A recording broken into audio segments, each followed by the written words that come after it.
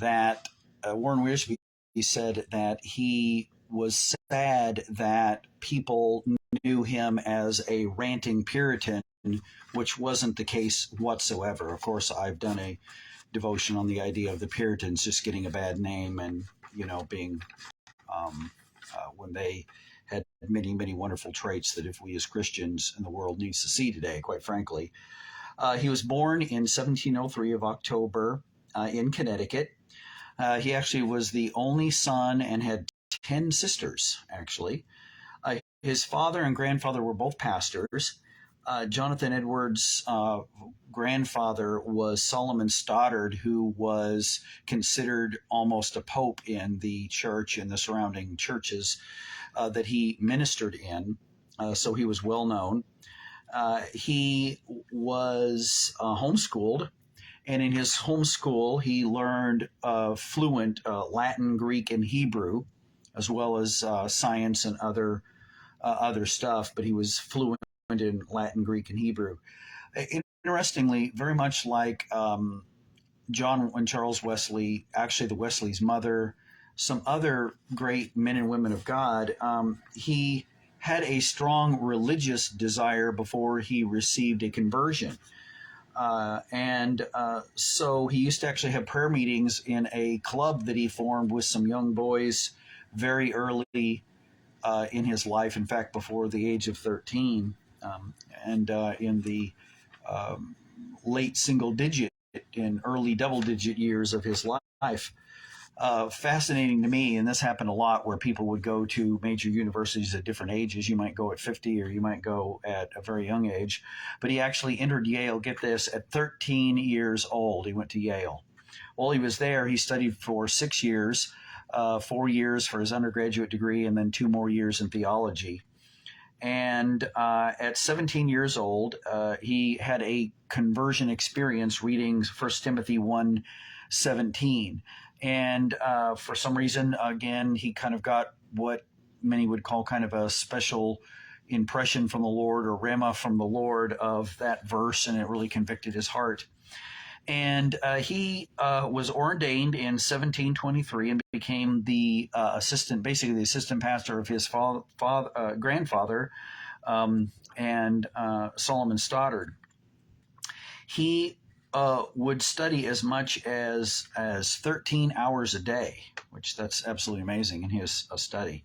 He took over his grandfather's church in 1727 after his grandfather had passed away, and immediately had some controversy that kind of lasted for many years in his work, not just in his local church, but also in the surrounding areas. And what was happening was that it was very common in the church at that time for people to go to church, look converted, even get baptized, but have no profession of faith and no actual action to show that they actually had become Christians. They just went to church, and it was kind of like a club. And as a result of that, the church was weak and the church was not strong for the Lord. Something that maybe some of the trials going on today in pre-COVID and all the chaos in the world going on today and in 2023 may very much be something that will happen to the church today, that all of us are getting more serious about our relationship to God, and there's less, kind of gray area Christians in God's work. And so he fought against that because he had a very active kind of faith, like many of the people that we've talked about. Jonathan Edwards believed that you should have an active faith that changes your life. And so he began to preach against that, and he began to work against it, which created all kinds of problems. Eventually, he stopped members from joining unless they had a profession of faith, being baptized or taking communion unless they had some sort of a profession of faith. In fact, by 1750, he had to leave the church over the issue. He was part of the Great Awakening that happened from 1725 to 1760. Another famous person we talked about, which was George Whitefield, was part of that Great American Awakening. Another person that's a famous person that I enjoy that wasn't in the book here was Francis Asbury of the Methodist movement, who was also part of that work. And during this time of all that controversy going on and different things, in 1741, he went to Enfield, Connecticut, and he preached the famous sermon, Sinners in the Hands of the Angry God. Now, I'm going to stop and talk about that sermon for just a minute. You can get online, and the best way to do it is go to YouTube. I mean, the internet is the greatest invention in the world and the worst curse of the world, kind of both. But you can go to YouTube and you can listen to that sermon, which is wonderful to listen to. And one of the things that I learned on this, and I'm ashamed of myself, but one of the things I learned about this was it's very easy for us to take what other people say and not look up stuff ourselves. Okay. So it came to me that when he preached this sermon, as much as everybody has used this as an excuse to call him some sort of a ranting, Phariseistic sort of a preacher, the truth of the matter is that they don't know what they're talking about. He wasn't preaching on a street corner to the lost, although that would have been a good sermon to preach to them. He was preaching in the church to people who were supposed to have been converted but weren't right with God, and they were going to hell. And they were claiming to be Christians. He was preaching to people who needed to hear that sermon very much in their life. And so I think now that if I hear anybody, which most people don't even know about that sermon, but if I hear anybody that uses it incorrectly, shame on them and shame on me for not knowing what's going on there. God used that to awaken the church to the need to have a real Christianity, not a fake one, that would send people to hell. I don't know which is more pathetic, going to hell because you never darkened the door of a church or you never had any kind of real religious experience, or being your whole life in a church and never having gotten converted. Of course, hell is hell either way, but it's just a sad thing that he is so misrepresented in that. It is a great sermon and something that every Christian should listen to. And it approaches the sober side of the faith. The idea that we serve a loving God who will give salvation to anybody and pour his riches on our lives and loves everybody, even the hurting and the broken, but we also serve a holy God who will not be trifled with. And so both of those principles are in Scripture. One's just more popular than the other. And so they're both there. And so be sure to get that sermon and read it. Or good news about today is you can get online at YouTube and just listen to the entire thing. And it's a great sermon to listen to. One of the probably the most famous sermon ever preached in America, without a doubt.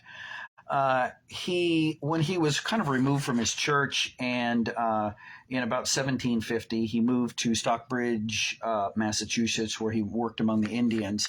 That gave him more time to do personal study and also to write several books. I didn't, as I was reading on his life, he had a very good family and a very good family life, and he was a happy, joyous father and a good husband. And he wasn't some sort of a sour Puritan like he is represented. He became, in 1757, he was named as the president of Princeton College.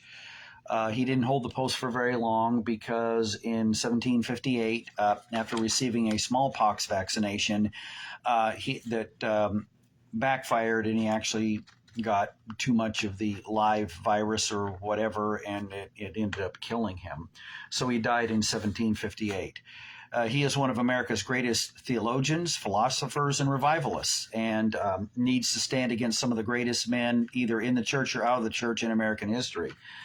And so it was interesting to read about his life and the takeaway. So my takeaway for this last one is kind of a little bit emotional here, because we're going to go on and maybe talk about online about some stuff in counseling, I think, here. But one of the things that my takeaway from his life, first of all, his heart and his head matched. And what I mean by that is it's very common for Christians to be too much of one or the other of those.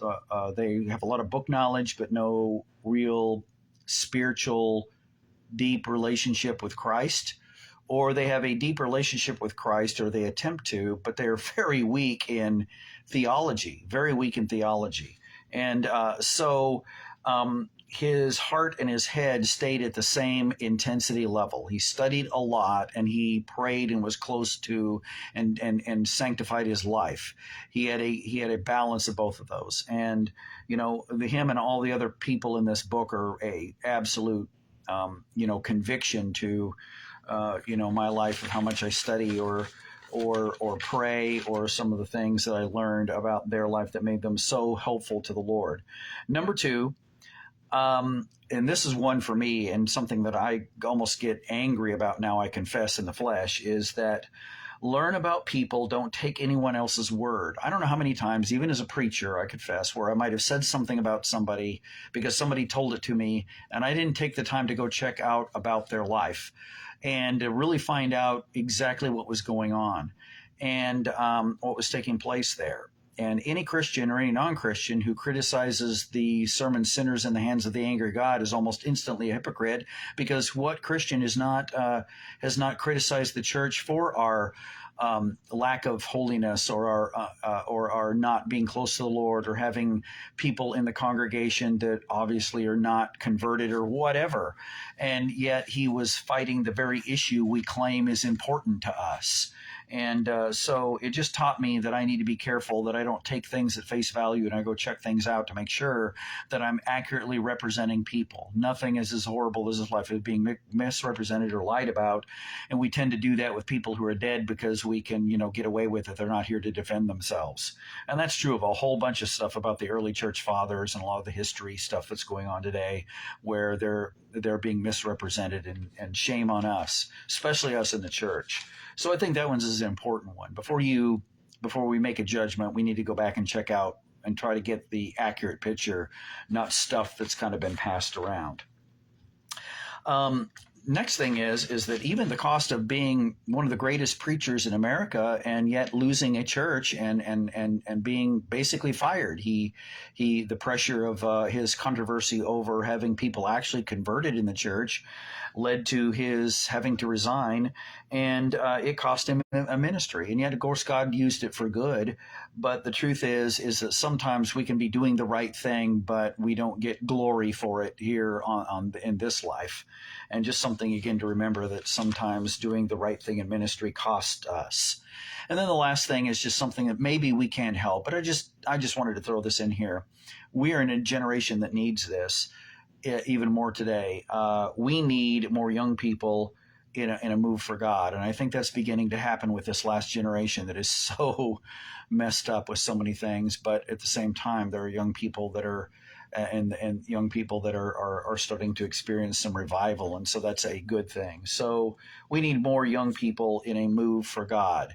And so I'm always impressed with all of these people in the book that I read about that begin to have some sort of an awakening in their life when they were much younger for the Lord. And so I'm kind of sad to end this series. I so love history, and so I enjoy kind of reading and learning about people. And so it's always a blessing to do so. But I do recommend you get a hold of this book if you can find biographies, because I have found it's been very much a good devotion and blessing to read about these great men and women of God and how they accomplished many things for the Lord. Again, I skipped over probably at least a fourth of the book. So be sure and get a hold of a copy of it if you can. Get online, look at my brother's daily devotions. Again, you can see those almost in the amount of time it takes to go through a stoplight, and they'll encourage your heart.